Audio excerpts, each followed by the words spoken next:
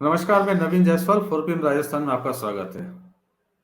आज इस वीडियो में हम चर्चा करेंगे एक बाहुबली विधायक की, गिरिराज सिंह मलिंगा की, जो एक बार फिर चुनाव मैदान में हैं और इस बार काफी चर्चित रहे हैं। कांग्रेस ने उनको मुद्दा बनाने की कोशिश की, पूरे प्रदेश के अंदर एक मैसेज देने की कोशिश की दलित समुदाय में।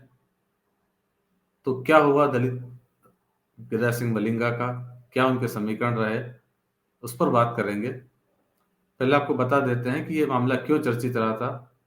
दरअसल एक दलित इंजीनियर हैं, हर्षाधिपति, जो पिछले करीब 20 महीने से बिस्तर पर हैं, आज भी एसएमएस हॉस्पिटल के अंदर एडमिट हैं, चल फिर नहीं पाते, उठ नहीं पाते, बिस्तर पे ही रहते हैं। गिरिराज सिंह मलिंगा पर आरोप था कि उन्होंने, उनके साथियों ने इस दलित इंजीनियर की, जो बिजली विभाग में थे, उनकी बुरी तरह पिटाई की, और इस कदर पिटाई की कि उनकी 22 हड्डियां टूट गई थी।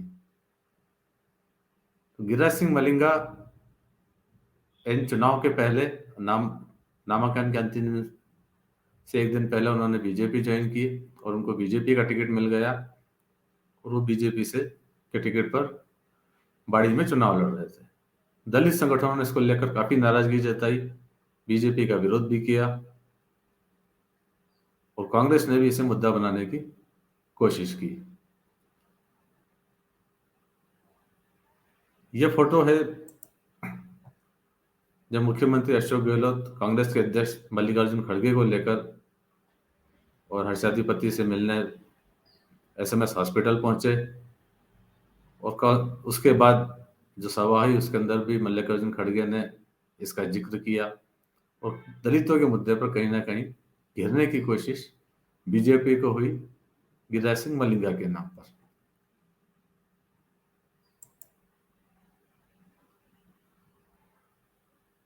इस बार भी यहाँ जो वोटिंग हुई है, करीब 84.22% वोटिंग हुई है। पूरे जिले के अंदर सबसे ज्यादा वोटिंग इसी सीट पर हुई है। धौलपुर जिले के अंदर 4 सीटें हैं, सबसे ज्यादा वोटिंग बाड़ी सीट पर ही हुई है। नतीजा क्या होगा वो 3 तारीख को पता चलेगा, लेकिन क्या समीकरण है उससे बहुत कुछ सीट की स्थिति साफ हो जाती है कि गिरिराज सिंह मलिंगा का भविष्य क्या होगा और सीट पर कौन जीतने जा रहा है। तो आज हम उसी पर बात करेंगे। पहले बात करते हैं कि गिरिराज सिंह मलिंगा का बैकग्राउंड क्या रहा है। ये पहली बार 2003 के अंदर बसपा के टिकट पर चुने गए थे।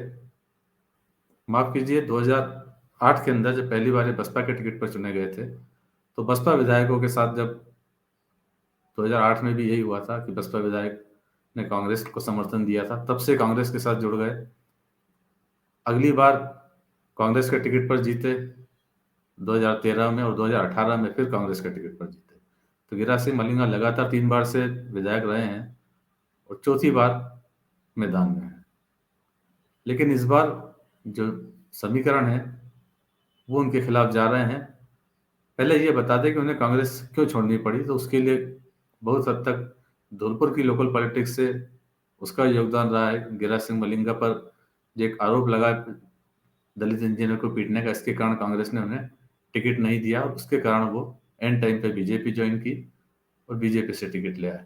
लेकिन उससे पहले जिले की राजनीति है, रोहित बोहरा के साथ उनके काफी तनातनी थी, दोनों में खींचतान थी।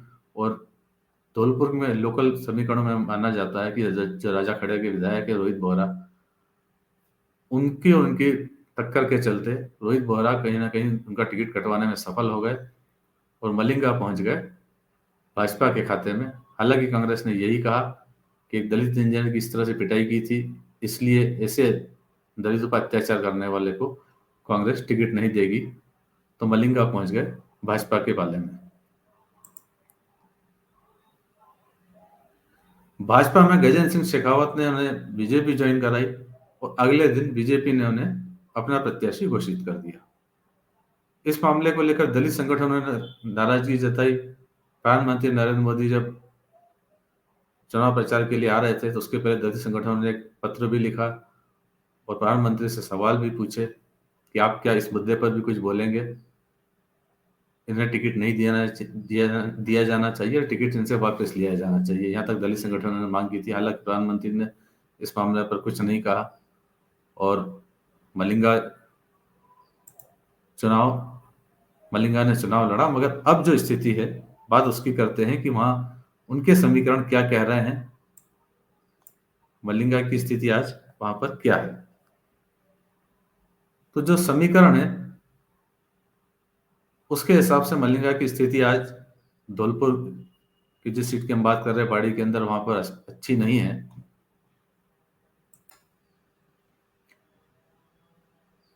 दरअसल मलिंगा 3 बार यहाँ विधायक रह लिए और जो उनके समीकरण थे, बीजेपी से उनकी लगातार लड़ाई थी, भाजपा कार्यकर्ता से उनके कई विवाद हुए, और जो भाजपा मलिंगा के खिलाफ लड़ रही थी, एंड टाइम पे उन्हीं भाजपा कार्यकर्ताओं को, संगठन को और कार्यकर्ताओं को पता चला कि अब मलिंगा के लिए ही उन्हें काम करना है, मलिंगा उनके प्रत्याशी हैं।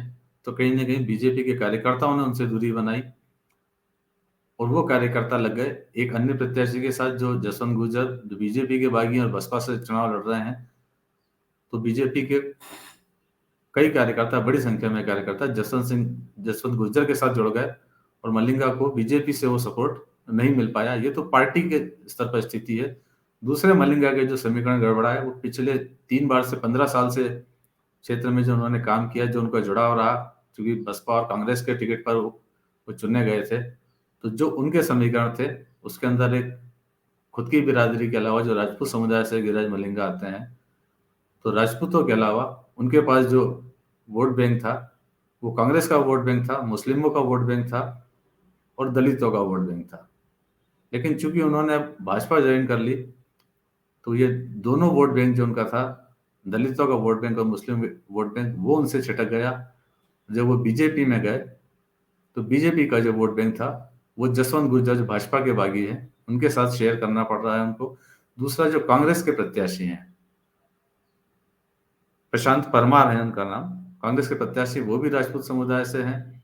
तो मलिंगा का जो राजपूत समुदाय का और जो वोट बैंक उनके पास था, वो वोट बैंक भी कहीं ना कहीं प्रभावित होते हुए उनको दिख रहा है और राजपूत वोटों का बंटवारा हो गया। उधर से एससी और मुस्लिम वोटों का साथ उनसे छूट गया। तो कहीं ना कहीं मलिंगा आज की स्थिति के अंदर, न उनके पास संगठन में वह स्थिति है, न वोट बैंक, जो जातिगत समीकरण, जो जातिगत आधार उनको मिलना चाहिए था, वो भी उनका जातिगत आधार बिखर गया। इसलिए मलिंगा के सामने पहली बार बड़ी चुनौती है। 3 बार वो विधायक चुने जा चुके, लेकिन चौथी बार चुने जा सकेंगे या नहीं, ये कहना मुश्किल होगा। अब बात करते हैं, यदि मलिंगा नहीं जीत सकते हैं या वो मुश्किल में है, तो वहां कौन है जो उन्हें कड़ी टक्कर दे रहे हैं। तो जसवंत गुर्जर जो हैं, भाजपा के बागी हैं, बसपा से चुनाव लड़ रहे हैं, उनके समीकरण इस बार बेहतर बताए जा रहे हैं। वैसे वो इस क्षेत्र में 4 बार हार चुके हैं, लेकिन इस बार समीकरण जसवंत गुर्जर के पक्ष में है। पहली बात, गुर्जर वोटर जो है वो उनके साथ है, और इस पिछली बार भी कहा जाता है इस क्षेत्र में कि वो इसलिए हार गए थे क्योंकि सचिन पायलट ने के कारण गुर्जरों के वोट कांग्रेस को चले गए थे। लेकिन इस बार सचिन पायलट की वो अपील नहीं है, शायद वो इस क्षेत्र में पहुंचे भी नहीं है। और इस तरह से जो गुर्जर वोट है इस बार पूरी तरह से वैसे भी कांग्रेस के साथ नहीं है। सचिन पायलट वाले मुद्दे को लेकर नाराजगी है, तो उसके कारण उम्मीद जसवंत गुर्जर को है कि उन्हें गुर्जरों के वोट बड़ी संख्या में मिलेंगे। उसके अलावा क्षेत्र के अंदर जो दूसरे बड़े वोटर हैं, कुशवाहा समाज है, कुशवाहा समाज के वोटर भी शायद इस बार जसवंत गुर्जर को मिले, क्योंकि जैसा समीकरण बताए जा रहे हैं, क्षेत्र के अंदर 3 बड़ी जातियां हैं, राजपूत है, गुर्जर है और कुशवाहा है। तो इस बार कुशवाहा जसवंत गुर्जर के साथ में है, तो कहीं ना कहीं वो एक कंफर्टेबल स्थिति में है। इसके अलावा एससी वोटों से भी उनको उम्मीद है, और मुस्लिम वोट जो अगर कांग्रेस में नहीं मिल पाते हैं, तो वो वोटरों की भी उम्मीद जसवंत गुर्जर को है। तो जसवंत गुर्जर की स्थिति इस बार कुछ बेहतर बताई जा रही है, और हो सकता है कि बीजेपी ने जो दांव चला एंड टाइम पर गिरिराज सिंह मलिंगा को भाजपा में लाने का, वो दांव बीजेपी को भी उल्टा पड़ जाए, और बीजेपी ज्वाइन करने का गिरिराज सिंह मलिंगा का दांव वो भी खुद उनको उल्टा पड़ जाए, और चौथी बार विधानसभा में पहुंचने का उनका सपना अधूरा रह सकता है। अब क्या होगा, इसके लिए हमें फिर वही इंतजार करना होगा 3 दिसंबर का। 3 दिसंबर को साफ हो सकेगा कि बीजेपी का यह दांव उस पर कितना उल्टा पड़ा। बीजेपी को खाली इसी सीट से नुकसान नहीं हुआ, जिस तरह से कांग्रेस ने एक मुद्दा बनाया, दलित संगठनों ने मुद्दा बनाया, तो उसका असर उसे दूसरी सीटों पर भी कुछ देखने को मिल सकता है। अंत में फिर यही कहना है आपसे कि 4 PM राजस्थान को ज़्यादा ज़्यादा सब्सक्राइब करें और इस वीडियो को लिंक को ज़्यादा से ज़्यादा शेयर करें, ताकि राजस्थान की राजनीति से जुड़ी ऐसी महत्वपूर्ण खबर, उनके तार्किक विश्लेषण हम आप तक ला सकें। नमस्कार।